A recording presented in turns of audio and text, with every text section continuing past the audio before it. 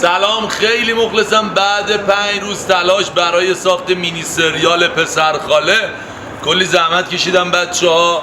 علیرضا نازنین، آقا مهدی که وظیفه‌اش بود، امیرعلی هم همینطور، مرتضی همینطور. ان شاءالله که آقا الان بیا پسرخالم. خیلی مخلصم. قفسه بندی وکیلی هم خیلی زحمت کشید تو این راه، ما رو همراهی کرد. امیدوارم که لحظه‌ای که این کارو می‌بینین کلی بخندین لبتون. بخند جان؟ نه هیچ. شما بگین حرفی دارین؟ آقا مهدی درست میشه. سخت نگیر. فکر نکنم. چطوری دلت اومد بزنیم؟ باید تعویض بشه. به نظر کار چطور دارم؟ واقعیت رو بگیم نصف ماشین رو خودمون زدیم. با لگد خیلی ماشین محکمی. اپتیما بخرید، خیلی محکم. راست میگم، ولی ماشین 405 نخرید، چون سری داغون. آره. مشخصه ترکیده؟ اینجا تقریبا آره دیگه. اینم من زدم. ولی بگیر پولیا، ولی به خدا این بیرنگ در میاد. هر چی که فکر کنید. بیا. تو رو صاحبش نداره، الان میگه رفتن با دست در آوردی. این آمدی صافکاریش هم کرد. مشوره درش. چیز از ولی شورده که بهتر در آوردن. بیا. گواش مشکی داری. به روز اولش بریم. واقعا دمت. واقعا دمت. یه پولیش هم الان تمامه. امیدوارم موقعی که این کارو میبینین عشق کنین. خیلی مخلصم، دمتون گرم. یه ذره موزدار شد. ولی هنوز به من موز ندادن. موز نخورید. بیا بریم موز بخوریم. بیا. من موز میخورم. خیلی مخلصم. یا علی. تو ناز کن بگو که اخلاق شما خانواده رو پشت صحنه داره میگه پشت صحنه از اون برو یک. دندونا میگیری؟ دندونا ان شاءالله این سریال میتره کنه. دندونا گرفتی؟ آره دندونا حسن سلام. چطور کنی؟ سلام.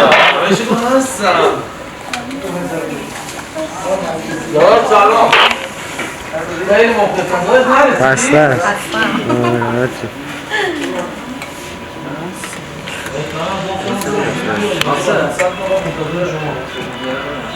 خب کارمندای خوب شمسی، میخوام یه سال ازتون بپرسم ببینم کدوم میتونید به من جواب خوب بدید.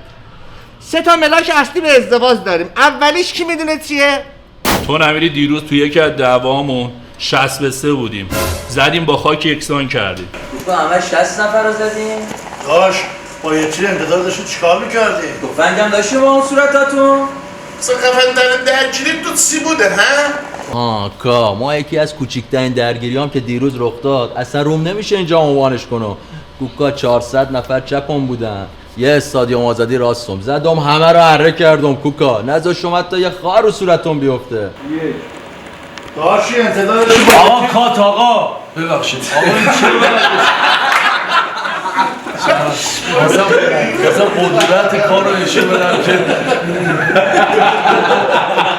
اگه نه صورت تکرارش هم هر شب ساعت 1 میتونید در شبکه 4 ببینید. همه اونایی هم که خوردن من بودم. اگه خالی بندی اساتید تموم شده بچه‌ها برگردن سر کارشون. دوستان شما به خاطر اینکه پای خالی بندی اساتید نشستین نفری 472500 تومان از حقوقتون کسب و به حقوق خواهران اضافه میشین. درسته که میگن عدم کارگر تا خوش نشده باید پولشو داد، ولی این خانم مهندس توسش هم دست این نمیده. خوشحر چطور میدونه به خودش ممکن باشه دختر صاحب کارخونه از یک کارگر به خودش خواستگاری کنه؟ دختر باید صفر باشه، محکم باشه، قوی باشه. آقای کارگردان ریدی.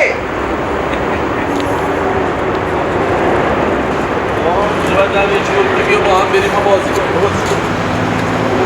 آقا مهدی جونم بیا خودمون بازی کنیم. تشت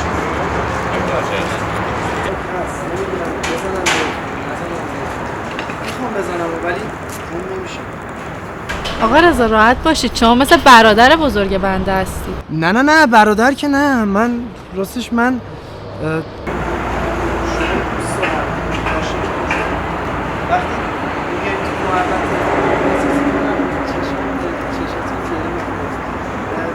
شاید فکر کنید به خاطر پولتونه یا اینکه شما دختر صاحب کارخونه اید، ولی من خودتون رو به خاطر خودتون میخوام.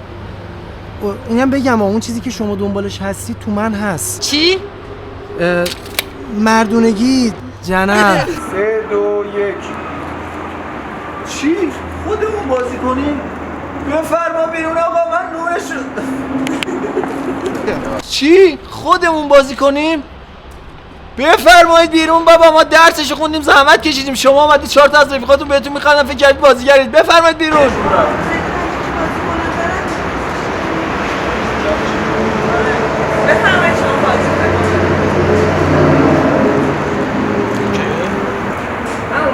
زر نزن عمو.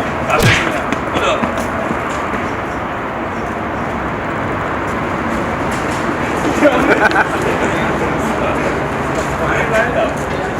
بریم. سکون لطفا. ساعت 1 شد آقا هیچی نگرفتیم. من با یه ذره فاصله صدا دیالوگو میگم. تحصیل گذار. بسه دیگه شورشو در آوردین. باش اوکی این موقع نمایی چی آمایی شد؟ آقا تهیه کننده و سرمایه گذار کار بزن به نام من بزن تو کار بره. چی میگی تو بابا؟ چیزی میگی تو میگی چیه؟ 50,000 تومن 50 نمیره سلامتی کامی بیدانا ها؟ بیدانا ای؟ بیدانا او؟ گوشتالا زار خدافظ کامی با این با کی بود؟ سا؟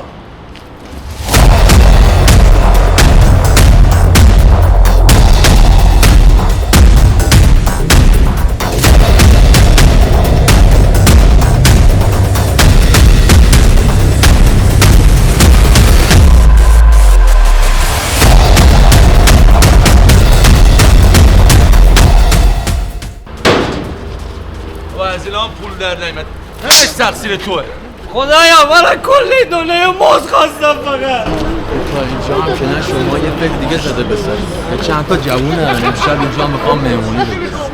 کوکا هم خودمو یه اشتمالی میکنیم همین که یه پولی به دست بری 20 صاحبتو نمیری تعمیرش میکنم. خدا بیدم